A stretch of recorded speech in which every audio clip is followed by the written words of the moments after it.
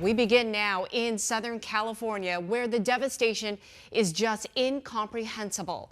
There are now 6 wildfires burning throughout Southern California.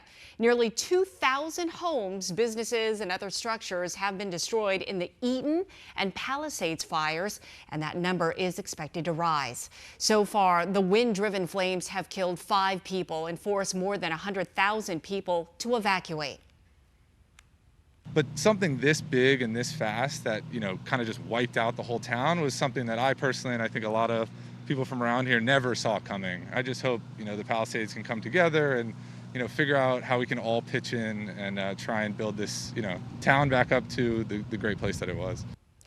Now, fire crews say that the winds could continue through Friday, stretching from Santa Barbara to San Diego. The National Weather Service says the wind gusts in the area will be a little bit lower, between 35 and 55 miles an hour today.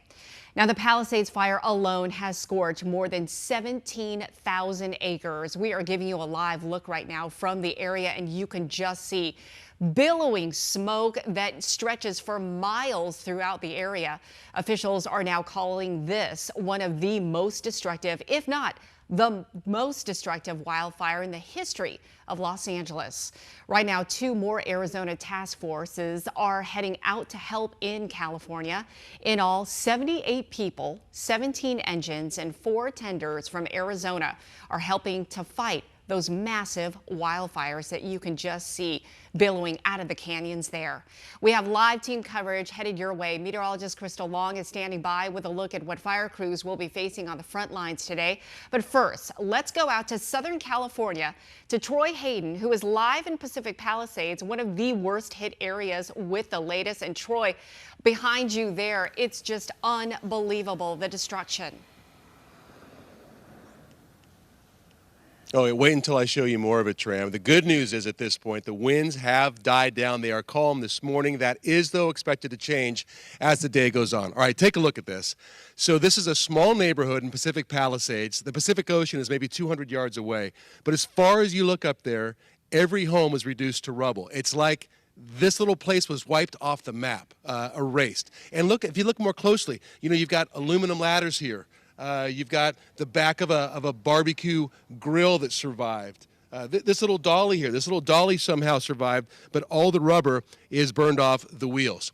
And to show you how dynamic this fire is, all of this is cool to the touch. This burned like 2 days ago. Within the last half hour, we looked up, and a big, beautiful 2-story home, can you imagine a home on the top of that bluff, looking over the Pacific Ocean, just caught fire? And it has been burning without anybody trying to put it out for about the last half an hour, and it will burn to the ground. Now, we got here earlier this morning, took a walk around Pacific Palisades. Here's what we saw. When people say it looks like a bomb went off in Pacific Palisades, you can see what they're talking about here. I have covered a number of urban wildfires over the course of my career, and I don't know if I've ever seen devastation this complete.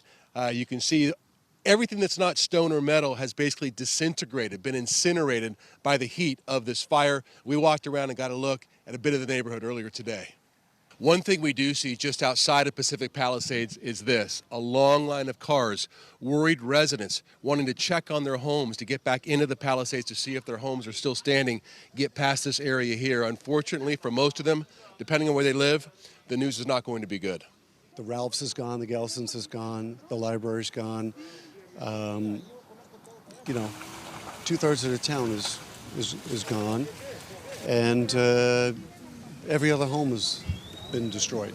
And maybe the toughest thing you see here, residents who have been able to come back to their homes, and they're sifting through them trying to find anything they can, anything of value that may have survived these fires. One of the big dangers here in this devastated Palisades neighborhood, power lines. You can see this one is just dangling. And it's not just the lines themselves, it's the power poles. We're going to stay back a bit, but if you look closely at the bottom, you can see it's charged. They think possibly because it's so charred down there and burned, it has been weakened, and these poles could topple over. One of the things we heard a lot was there was a lack of water pressure up in this area when the fire was raging. And you can see this looks to be a water softener that's still leaking water. And you have to imagine dozens, maybe hundreds of leaks like this all throughout this neighborhood contributing to that low water pressure. and you can really see the heat of the fire that came through here. Believe it or not, this is a Tesla, or was a Tesla. Anything that's not metal has just been vaporized. Even the rubber on the tires completely gone, all the cloth on the seats. So this fire moved here with ferocity. So again, you see a lot of this in Pacific Palisades. Even though most residents are not allowed back in, people just kind of walking, kind of dazed looking through their homes, trying to find anything they can that may have survived the fire. Again, the good news at this point is we look right across here at a charred American flag that somehow was not burned. It is blackened, but it is still there, Tram. And it's barely flapping in the wind right now, but everybody is on the edge of their seat. The images you had at the top of the show, the top of the newscast, they're burning up here to the north. And so we're going to head in that direction right after this newscast and try to see the firefight up close. But I'm telling you, Tram, I've been to a lot of big fires, San Diego County wildfires. I was in Oakland Hills back in 1991.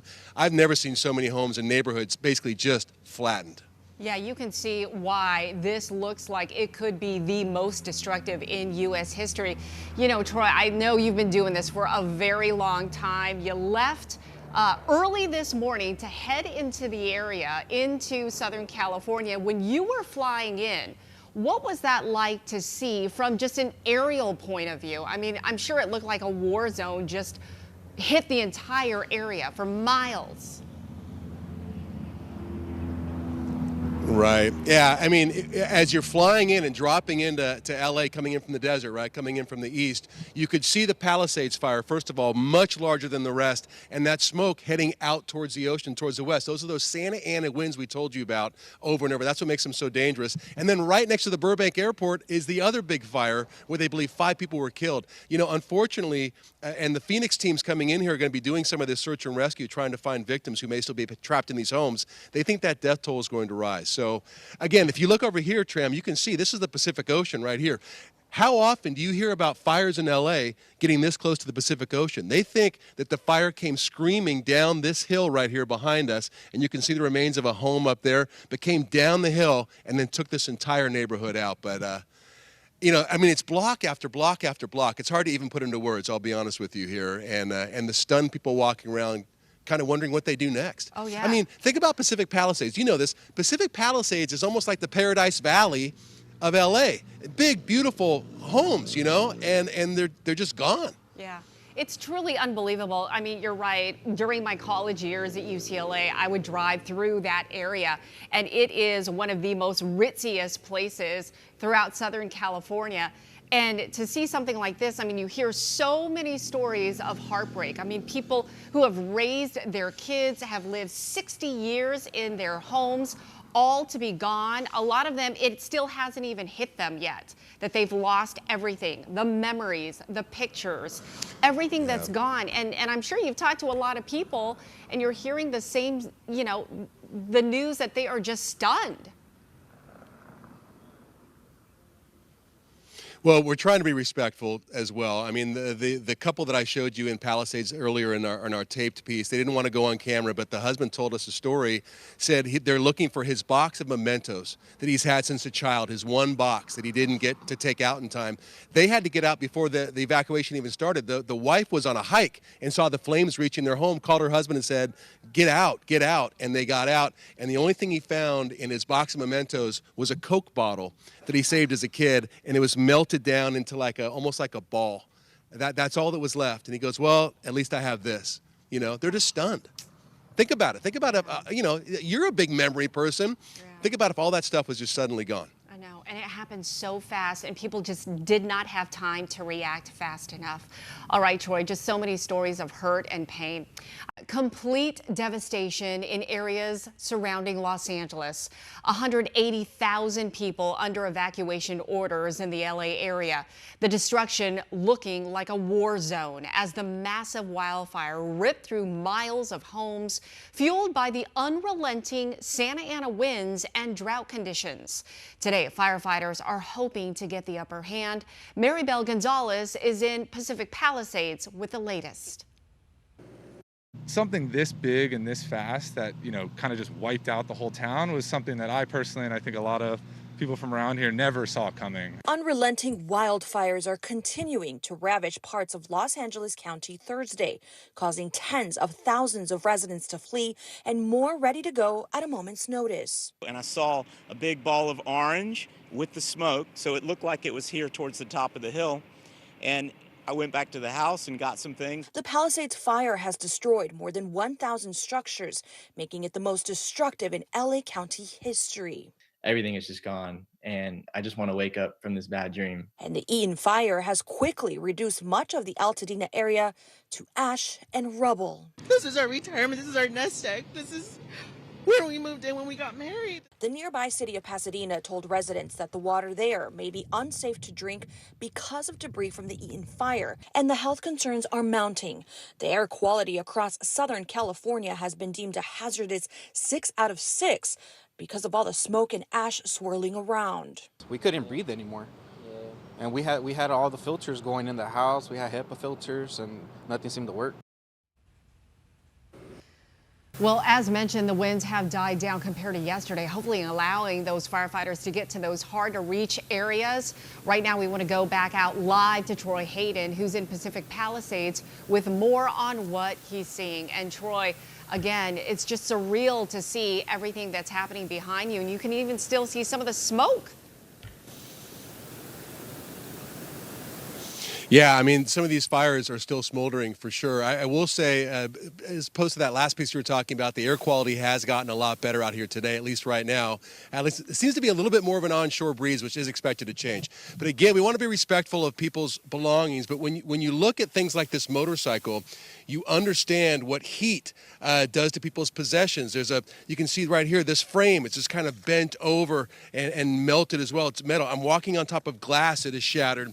And something I want to show you, Tram, you see these, how long have these palm trees been here? They've got to be 70 feet tall, I would think, maybe even more. Look, they are black all the way up to their fronds. So you would imagine at some point, those flames were getting darn near close that high, or at least that hot up into that area. All right, let's talk about those Santa Ana winds, right? I mentioned them a little bit in our last hit we did for you guys. Normally, the wind comes off the Pacific Ocean. Santa Ana, though, they switch around. What happened here was, if you look at that hillside behind me, the wind pushed the fire down into this neighborhood. It burned this whole neighborhood. And you know this, Tram, growing up here, and everybody who visits Los Angeles, this is the PCH. This is the one. This is the famous road you take right along the shore of the ocean. The fire burned across the PCH. And look at that, Tram. That's some sort of a outbuilding, probably for the county or something, lifeguard type thing. It's burned right on top of the sand, which you just don't see very often. So again, it shows you how strong those winds were to push it across here to where we are. So one more thing, again, being respectful of people's things. Do you recognize what these are, Tram? No, it's kind of hard to see. They're the little edges of a bench. You know those little wooden benches with the wood in the bottom? Yeah, so the two ends of the bench, and the wood is just gone, like nowhere near. It's still smoldering here. You talked about smoldering. That burned 2 days ago, and something's still burning down there. So again, we've only just really arrived. We got into this area maybe, 2 hours ago. What we're going to do is we're going to head north, and I think that's where the most active fire is right now. Look at some of the firefighting efforts and see what's going on there. But I have to tell you, my mom and dad lived in Palisades for a short time. When I was a kid, I was already out of the house. I was in college. My mom even said, can you go and see where our house was? We're by Gelson's. That little downtown area, which is such a beautiful little downtown, Tram, it's gone. I've never seen a Chase Bank burn to the ground. There's a Chase Bank there burned to the ground. We're going to go back in and we'll get some more video of that. We were coming out here to make sure we could get in here. But so we have much more coming your way on 4, 5, and 6 tonight. And the 10 o'clock news. So a lot more reporting from here in Southern California. Yeah, so many things that you're talking about just trigger so many chills, so many emotions. When you see PCH just right there, and the fact that shows you how powerful and fast that wildfire was, the fact that it jumped a natural barrier, which would kind of stop the flames, it jumped and then burned the building on the other side of the road, just shows how ferocious that fire is. Troy, I'm wondering, where you're at, Earlier in the last half hour, you talked about a line of cars trying to get back to their homes, people trying to get back to their homes, trying to see what was left. It looks pretty deserted. Are they not allowing people back in just yet? Yeah, I'm not exactly clear on how the people who were in there got in there, or maybe they stayed inside that zone and just came back to where their houses were, but they're not letting any residents back inside. One woman wanted to leave, and they made her park her car on the other side of the barrier and then walk across. They are allowing people to walk back and forth, but they're not allowing any cars to go in. So if your car's not in there, at least in that part of the neighborhood we were in, the most devastated one, you hate to even report this, but they've arrested 20 looters. Yeah. People going in, and of course not to areas like this. There's nothing left to loot. There's nothing here. But going into some of the areas where the homes are still standing. So, and the DA was very emphatic about it today. He said, look, if you come into these neighborhoods, if you try to take advantage of people, we will find you and we will prosecute you. So they're not letting people in back just yet. Yeah, rightfully so. And in fact, I'm glad you brought that up. I mean, it's a sad fact to report after so much devastation and people crying and losing their homes and everything. But on top of that, the ugly side is you've got looters. We're going to be talking about that later on at 4 o'clock. But we know that, especially like the Sunset Fire, for instance, the LAPD, they detained one person suspected of looting. And sadly, it's going to happen. It's a sad fact after tragedies like this that people will take advantage of people who are vulnerable and have lost so much already. And the DA even went further and said, if you're a person who wants to scam somebody out of rebuilding, if you want to be an internet scam involved in this, we will find you. So one more thing, you can see this, I think it's a member of the media down there kind of looking over that fence behind us and taking pictures. That is the swimming pool for this whole neighborhood, and it's just black. And they talk about water quality. They're having many people boil their water because there's so much ash that fell into some of these reservoirs. It's not safe to drink without boiling your water. So again, even though this is the area right here that's impacted the hardest, people all over LA County are being impacted. And one more thing, Tram, they've evacuated over 180,000 people because of these fires. You know how many people live in Tempe? 189. So it's like evacuating the city of Tempe. That's how many people we're talking about. That is so wild. But we do know that there are a lot of resources out there that are trying to help in situations like this. The LA Unified School District, they're having grab and go meals. You got the YMCA offering free childcare for essential workers. LA restaurants giving out, free food. So slowly but surely, even though it's still going on, but the community is trying to get together. All right, Troy, I'm going to let you go. I know you have a lot more to cover for us later today at 4, 5, and 6. We're going to see you then, but please stay safe.